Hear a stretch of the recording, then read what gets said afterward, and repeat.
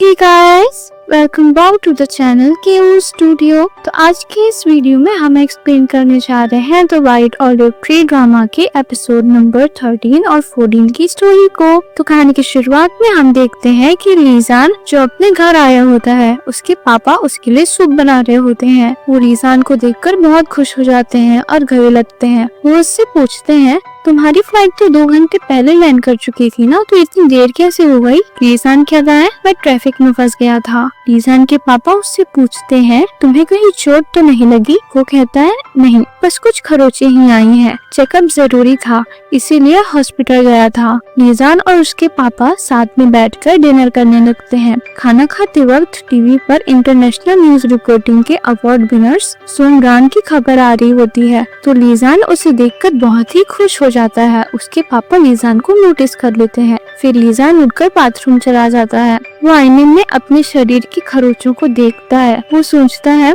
कि वो सोमरान को कॉल करे, पर उसे उसी समय वॉर की घटनाओं की याद आने लगती है। ये सोचकर वो सोमरान को कॉल नहीं करता। अगले दिन हम कंपनी का सीन देखते हैं, जहाँ लिया वॉर के सारे फोटोज को हटाने कहती है डायरेक्टर से, और कहती है कि उन फोटोज के कारण सोमरान की जिंदगी बहुत ही अफेक्ट हुई है। डायरेक्टर कहता है, हमारी कंपनी की भी इमेज अफेक्ट होगी अगर हमने वो फोटोज हटा दिए तो। लिया कहती है, आपको नहीं पता ये फोटोज लेते वक्त कितना बड़ा हादसा हो गया था, और उस हादसे को कोई भी याद नहीं रखना चाहता। फिर डायरेक्टर लिया को डांटकर ऑफिस से निकाल देता है और कहता है, सोमरान से ज्यादा तो तुम्हें फर्क पड़ रहा है ये सब बातों का। सोमरान ये सारी बातें बाहर से सुन रही होती है। लिया ऑफिस से निकलकर सोमरान से मिलती है। वो दोनों आपस में बातें करते हैं और एक दूसरे से फीलिंग शेयर करते हैं। उन्हें ईस्टर्न कंट्री से वापस आकर कैसा महसूस हो रहा है। सोमरान कहती है कि मैं आपकी मदद करना चाहती हूँ, क्योंकि मुझे पता है सिर्फ आप ही हैं जो मेरी भी मदद कर सकती हैं इस चीज से बाहर निकलने के लिए। ये सुनकर रोते हुए लिया वहाँ से चली जाती है। हम अगले दिन का टाइम देखते हैं। लीजान रात भर नहीं सो पाया होता है। वो अपने कानों में ईयर प्लग्स लगाया होता है। सुबह उठकर वो शेव करने जाता है, तभी वो ईस्टर्न कंट्रीज की न्यूज देखता है और लीजान को बॉम्ब ब्लास्ट का टाइम याद आने लगता है और उसके कानों में आवाजें गूंजने लगती हैं, जिसके कारण शेव करते वक्त वो अपने फेस पर कट कर लेता है। हम ऑफिस में देखते हैं कि सोमरान को डॉक्टर पे का कॉल आया होता है। वो उनसे बात करके बहुत ही खुश हो जाती है। डॉक्टर पे बताती है कि बेंजामिन स्पेशल फोर्स में है और साशिन ने अपने रिपोर्टर की जॉब छोड़ दी है और कहीं गायब हो गया है। हम देखते हैं आज लीजान घर पर खाना बनाता है। लीजान के पापा पूछते हैं, तुमने आज इतने सारी टेस्टी डिशेस बनाई हैं, क्या तुम उस फीमेल रिपोर्टर की जीत सेलिब्रेट कर रहे हो? लीजान कहता है, आपने ये क्यों सोचा? उसके पापा कहते हैं, क्योंकि कल उसे देखकर तुम बहुत ही खुश हो रहे थे। मैं तुम्हारा पापा हूँ, मैं तुम्हें अच्छे से जानता हूँ। लीजान को खाते वक्त फिर से वो आवाजें सुनाई देने लगती हैं। हम देखते हैं कि सोमरान अपने घर आई होती है। उसे सब लोग अवार्ड जीतने की बधाई दे रहे होते हैं। लीजान सोमरान को कॉल करता है और वो दोनों एक दूसरे से बातें करते हैं और बहुत खुश हो जाते हैं। वो दोनों कॉल पर एक साथ डांस भी करते हैं। अगले दिन हम देखते हैं कि लीजान को जांगयू के टीचर मिलने बुलाती है। जांगयू जांगलिंग का छोटा भाई है और कहते हैं कि वो बहुत ही बदमाश है और बहुत झगड़े करता है। टीचर लीजान को उसे समझाने कहती हैं। तभी वहाँ मिस्टर लू आ जाते हैं और कहते हैं, मुझे तुम्हारी टेटाइनस की वजह पता चल गई है कि तुम बॉम्ब ब्लास्ट के दिन तुम्हारे साथ जांगलिंग भी था ना। लीजान जांगलिंग की डेथ का कारण खुद को मानता है। मिस्टर लू उसे समझाने की बहुत कोशिश करते हैं और तभी लीजान के फोन पर नोटिफिकेशन आता है कि सोमरान को सब लोग बॉम्ब ब्लास्ट से अवार्ड जीतने का फायदा उठाने वाले रिपोर्टर कह रहे होते हैं और बहुत ही बुरी बुरी बातें कर रहे होते हैं सोमरान के बारे में। सोमरान ये सब बातें देखकर बहुत ही परेशान हो जाती है। वो अपने ऑफिस से निकलकर चली जाती है। तभी उसे लीजान का फोन आता है। लीजान उससे पूछता है कि वो भी कहाँ है, तो सोमरान झूठ बोल देती है कि वो अभी मीटिंग में है। तभी लीजान समझ जाता है कि सोमरान उससे मिलना नहीं चाहती, क्योंकि लीजान सोमरान के पीछे खड़ा होकर उसे देख रहा होता है। सोमरान फांसी में उदास होकर बैठ जाती है। तभी वहाँ एक पांडा का कॉस्ट्यूम पहनकर कोई आ गया है और सोमरान के साथ एक गेम खेलता है और उसे हंसाता है और उस हार्ट शेप बलून को भी देता है। हमें पता चलता है कि वो और कोई नहीं बल्कि लीजान है। हम देखते हैं कि सोमरान को ऑनलाइन लोग बहुत ही बुरा भला बोल रहे होते हैं कि उसने बस पॉपुलैरिटी पाने के लिए वो आर्टिकल छापा और वार्ड में लोगों की जान जाने से उससे कोई फर्क नहीं पड़ता। ये चीज लिया देख लेती है तो उसे याद आता है कि सोमरान एंटी डिप्रेसेंट पिल ले रही थी। लिया सोमरान को डिफेंड करते हुए आर्टिकल लिख लगती है कि तुम लोगों को तो पता भी नहीं है कि रिपोर्टर सुमरान किस चीज से गुजर रही हैं और इस इंसिडेंट से वो कितना अफेक्ट हुई हैं। तुम लोग तो वहाँ थे भी नहीं, तो ऐसा कैसे बोल सकते हो। ये कमेंट सुमरान भी देखती है और उसे पता चल जाता है कि ये कमेंट पक्का लिया ने किया है। बाकी लोग ऑनलाइन लिया को कहने लग जाते हैं कि देखो ये भी शायद कोई जर्नलिस्ट है जो उसे बचाने की कोशिश कर रही है, और हिम्मत है तो अपने रियल अकाउंट से मैसेज करो और सबूत दो।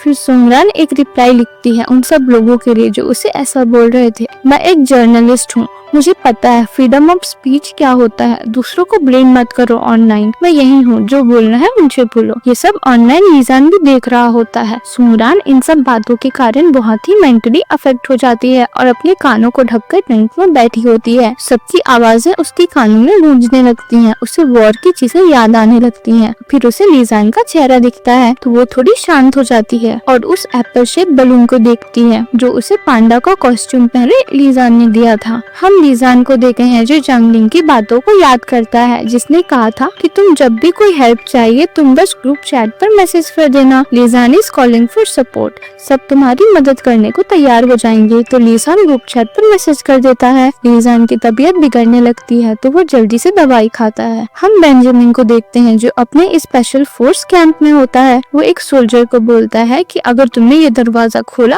तो मुझसे बुरा और कोई नहीं होगा। अंदर रूम में बेंजामिन ने साशिन को लॉक करके रखा होता है। तभी वहाँ उसका एक कॉमरेड आकर उसे लीजान के भेजे हुए मैसेज के बारे में बताता है। बेंजामिन लैपटॉप को लेकर के रूम में जाता है। साशिन बेंजामिन को उसे बाहर निकालने के लिए कहता है और वो उस पर बहुत ही गुस्सा करता है। साशिन कहता है कि रीना उसकी मॉम थी, उसे उनकी मौत का बदला लेना है। मैं अपनी काबिलियत से स्पेशल फोर्स में भर्ती हुआ हूँ तो तुम मुझे नहीं रोक सकते। तो बेंजामिन कहता है मेरे स्पेशल फोर्स में होते हुए तो तुम यहाँ से नहीं निकल सकते हो, और कहता है रिपोर्टर सुमरान मुसीबत में है, तुम रिपोर्टर हो और अपना काम बहुत अच्छे से करते हो। रीना की रिवेंज का मैं संभाल लूंगा। और साशिन को लैपटॉप देकर वहाँ से चला जाता है। साशिन दरवाजा खटखटाते रह जाता है। फिर वो लैपटॉप की तरफ देखता है और एक आर्टिकल लिखने का सोचता है कि वो लिखता है मैं अभी ईस्टर्न कंट्री के स्पेशल फोर्स में हूँ और पहले एक रिपोर्टर रह चुका हूँ। मैं सुमरान का असिस्टेंट था और उनके साथ काम किया है। मैंने ईस्टर्न कंट्रीज की घटनाओं को अपनी आंखों से देखा है और मुझे लगता था कि ईस्टर्न कंट्री एक बड़े सी ट्री की तरह है। जो लोग यहाँ से बाहर से आते हैं और यहाँ की चीजों का फायदा उठाकर कुछ वक्त रहकर चले जाते हैं और इस पेड़ को खोखला कर देते हैं। वो एकदम वल्चर की तरह होते हैं। बट रिपोर्टर सुमरान ने मुझे समझाया कि ऐसा नहीं है। बहुत से लोग यहाँ आते हैं और इस पेड़ की केयर करते हैं, इसे नरिश करते हैं और यहाँ के लोगों के साथ बहुत ही स्वीट मेमोरीज बनाकर चले जाते हैं। अब तक जितने भी ट्रेजेडीज हुई है उसके अलावा भी यहाँ बहुत कुछ है, बहुत सारी ब्यूटीफुल मेमोरीज हैं जिससे इस जगह को याद रखा जा सकता है। मैं नहीं जानता कि आगे क्या होगा, बट मैं रिपोर्टर सॉन्ग को थैंक्स कहना चाहता हूँ और उनसे बहुत ही प्राउड फील करता हूँ। मुझे उनके साथ बैटल में खड़ा होकर बहुत ही अच्छा लगा। वो बहुत ही स्ट्रॉन्ग वुमन है। Thank you सुमरान।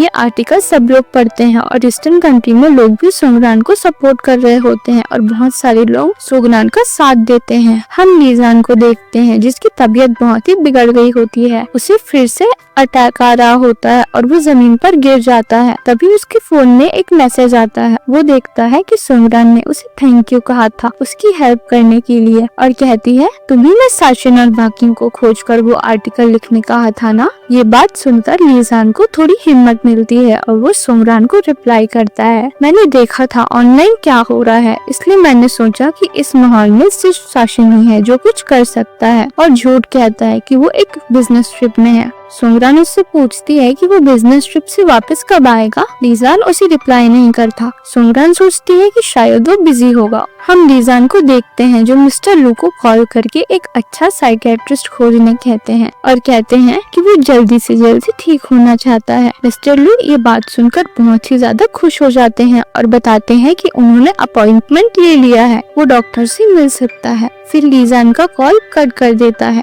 मिस्टर लू ये बात सुनकर बहुत ही खुश हो जाते हैं कि लीजान ठीक होना चाहता है। लीजान मैसेज करके सुमरान को बताता है कि वो उससे जल्दी ही मिलेगा। गाइस, इस सिचुएशन में सुमरान और लीजान बस एक दूसरे की उम्मीद थे। अगले दिन लीजान डॉक्टर से मिलने जाता है और मिस्टर लू भी उसके साथ जाते हैं। लीजान कहता है आपको मेरे साथ आने की कोई जरूरत नहीं थी, बट मिस्टर लू आना चाहते थे। लीजान काउंसलिंग रूम में जाता है और डॉक्टर से मिलता है। डॉक्टर लियांग उसे बताती हैं कि लीजान का केस अब तक के सारे आई पेशेंट्स के केस से बहुत ही ज्यादा सीरियस है। लीजान डॉक्टर से कहता है कि डॉक्टर लियांग का कोई ऐसा तरीका नहीं है जिससे वो कम टाइम में ठीक हो सके, क्योंकि उसे एक पर्सन से मिलना है और वो नहीं चाहता कि वो पर्सन उसे इस हालत में देखे। डॉक्टर लियांग कहती है कि लगता है वो पर्सन तुम्हारे लिए बहुत ही ज्यादा इम्पोर्टेंट है। लीजान फिर काउंसलिंग से बाहर आ जाता है और अपने रिपोर्ट को मिस्टर लू को दे देता है। रिपोर्ट में आया था कि लीजान serious post traumatic stress disorder और स्लीप डिसऑर्डर से गुजर रहा है। लीजान मिस्टर लू से कहता है, डॉक्टर ने कहा है कि मेरा केस बहुत ही सीरियस है, पर उन्हें मुझ पे यकीन है। हम सुमरान को देखते हैं, जिसे पता चलता है कि लिया वापस ईस्टर्न कंट्री जा रही है। सुमरान लिया से मिलने जाती है और कहती है, आपने इतनी जल्दी अप्लाई कर लिया ईस्टर्न कंट्री जाने के लिए। इस बात पर लिया कहती है, मुझे अपना काम देर से करना पसंद नहीं। सुमरान कहती है, आप पहले जैसी हो गए, एकदम कॉन्फिडेंट,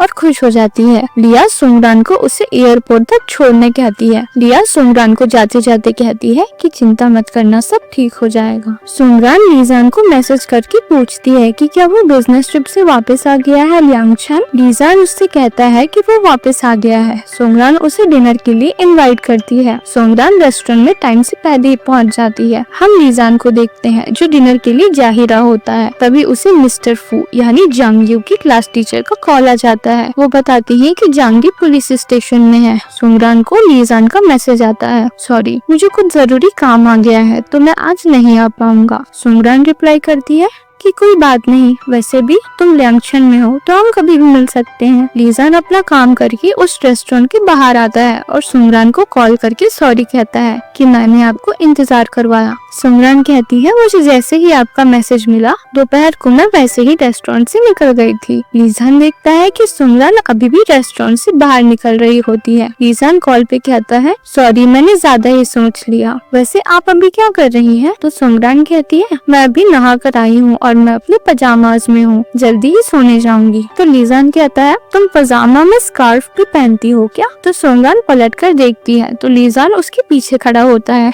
वो दोनों एक दूसरे से मिलकर बहुत ही खुश हो जाते हैं और एक दूसरे का हालचाल पूछते हैं। दोनों एक दूसरे से छुपाते हैं कि वो किस दर्द में है और बताते हैं कि वो अभी अपने लाइफ में खुश हैं। दोनों वॉक करने लगते हैं। सुमरान एक गाड़ी से टकराने वाली होती है, तभी लीजान उसे बचा लेता है। वो दोनों रेस्टोरेंट में खाना खाने जाते हैं और सुमरान पूछती है, क्या तुम्हारी ईयर्स की इंजरी सीरियस है? तो लीजान कहता है, नहीं अभी ठीक हूँ। लीजान सुमरान से पूछता है, क्या तुम्हें भी चोट लगी थी उस हादसे में? तो सुमरान बताती है, मेरी आंखों में थोड़ी चोट लगी थी पर वो अब ठीक हो चुका है। सुमरान पूछती है, क्या तुम्हें कहीं और भी चोट लगी है? तो लीजान कहता है, मैंने प्रोटेक्टिव वेस्ट पहना था इसलिए ज्यादा चोट नहीं लगी। सुमरान के साथ डिनर के बाद लीजान अपनी गाड़ी में आता है और वो जांगलियू के जैकेट और आईडी को देखता है और आज की हुई उन चीजों के बारे में सोचता है। हम देखते हैं वो मिस फू को थैंक्स कहता है जांगलियू की हेल्प करने के लिए। मिस फू जांगलियू को लीजान से मिलवाती है। लीजान जांगलियू को समझाता है कि वायलेंस कभी भी किसी चीज का सॉल्यूशन नहीं होता और कहता है, मुझे तुम पर यकीन है कि तुमने उन बच्चों को ऐसे ही नहीं मारा होगा। कोई भी प्रॉब्लम आए तो मुझे बताना, हम साथ मिलकर उसे सॉल्व करने की कोशिश करेंगे। जांगलियू कहता है, आपका हो गया ना? तो मैं आपको बता दूं, मैं जैंगलिंग को नहीं जानता और नहीं चाहता कि उनके कोई दोस्त मेरे काम में टांग अड़ाए, और वहाँ से जाने लगता है। जांगलियू को रोकते हुए लीजान के हाथ में जांगलियू का जैकेट आ जाता है। लीजान उस जैकेट को देखता है तो समझ जाता है कि ये वही जैकेट है जो जांगलिंग ने जांगलियू को गिफ्ट करने के लिए खरीदी थी। लीजान को जांगलिंग की याद आने लगती है और उसके कानों में तेज दर्द होने लगता है और आवाजें सुनाई देने लगती हैं। हम अगले दिन का टाइम देखते हैं। मिस्टर लू को हॉस्पिटल से पता चलता है कि लीजान अपने चेकअप के लिए नहीं आना और वो वापस घर जा रहे होते हैं कि उन्हें रास्ते में रिपोर्टर सुमरान मिल जाती है। सुमरान उनसे कहती है कि उसे सर्दी लग गई थी इसलिए वो यहाँ आई है। तो मिस्टर लू भी उससे यही कहते हैं कि उन्हें भी सर्दी लग गई थी। हम देखते हैं कि सुमरान डॉक्टर लियांग से मिलती है। डॉक्टर बताती है कि उसकी कंडीशन अभी स्टेबल हो गई है और उसकी मेडिकेशन की डोज अब कम करनी होगी। सुमरान पूछती है कि क्या वो वापस अब ईस्टर्न कंट्री जा सकती है? तो डॉक्टर कहती है कि जाने से क्या पता तुम अपनी प्रॉब्लम को फेस कर सको, तो पॉजिटिव इफेक्ट पड़ेगा तुम्हारे हेल्थ पर। लेकिन अगर तुम ज्यादा ही फोर्स करो अपने दिमाग को तो तुम्हारा ट्रॉमा वापस ट्रिगर हो सकता है और बैकलैश भी झेलना पड़ सकता है, इसलिए मैं सजेस्ट करूंगी कि तुम वापस ना जाओ। हम मिस्टर लू को देखते हैं जो लीजान से मिलते हैं और पूछते हैं कि तुम डॉक्टर के पास क्यों नहीं गए थे। तो लीजान कहता है मैं भूल गया था। मिस्टर लू कहते हैं क्या तुम ठीक नहीं होना चाहते। तो गाइस आज की वीडियो यही खत्म होती है। अगर आपको मेरा एक्सप्लेनेशन अच्छा लगा हो तो इस चैनल को सब्सक्राइब करें, इस वीडियो को लाइक करें और कमेंट करके बताएं कि आपको ये वीडियो कैसी लगी। तब तक के लिए वो आई विमल।